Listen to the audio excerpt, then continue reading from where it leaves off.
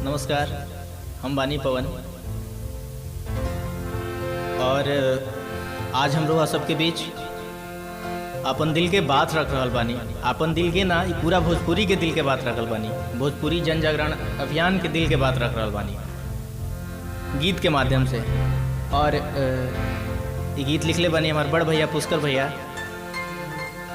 जो कि बहुत प्यार दुलार आशीर्वाद मिलेला भैया से। और हम चाहब कि भैया हमेशा ऐसे ही बनल रहे। ये भैया के कलम से गीत बा, गावे का प्रयास कर रहल बानी।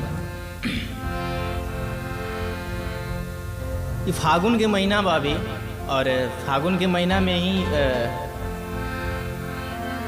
कुछ लोग बा जो कि सबके कह रहल बा कि अब उठ भोजपुरी खातिर कुछ कर।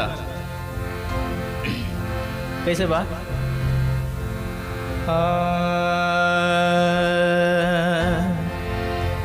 जाग भोजपुरिया जवान, जाग भोजपुरिया जवान, माथवा पर बान्हल पगरिया। जाग भोजपुरिया जवान, माथवा पर बान्हल पगरिया। जाग भोजपुरिया जवान, जाग भोजपुरिया जवान, माथवा पर बान्हल पगरिया। जाग भोजपुरिया जवान, माथवा पर बान्हल पगरिया।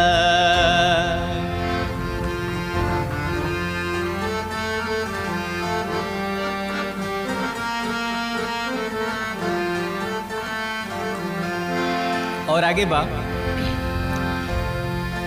भाषा भोजपुरिये के छिड़ल बा लड़ैया, तब मान देत नइखन उहो मुदैया। भाषा भोजपुरिये के छिड़ल बा लड़ैया, तब मान देत नइखन उहो मुदैया। करताणे खूबे परेशान हो, आहे करताणे खूबे परेशान, तोहू के पुकारताड़ी मैया। जाग भोजपुरिया जवान, तोहू के पुकारताड़ी मैया। जाग भोजपुरिया के लाल, माथवा पर बान्हल पगरिया।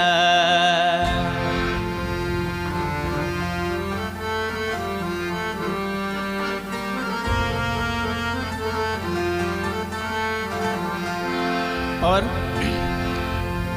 भोजपुरी जन जागरण के कैलस एलानवा, तोह के दियावाई बुमाई पहिले सम्मानवा।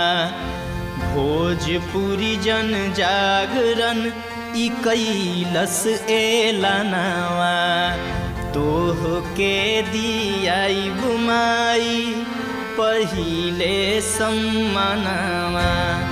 तबे ठोकब फगुआ के ताल हो, आहे तबे ठोकब फगुआ के ताल, माथवा पर बान्हल पगरिया। जाग भोजपुरिया के लाल, माथवा पर बान्हल पगरिया।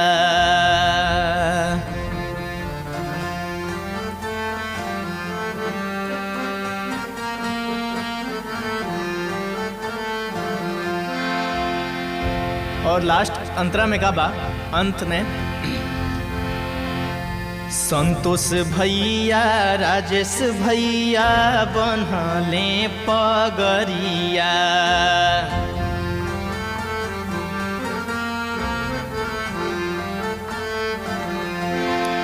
जब ना भाषा में भरल अमृत के गगरिया,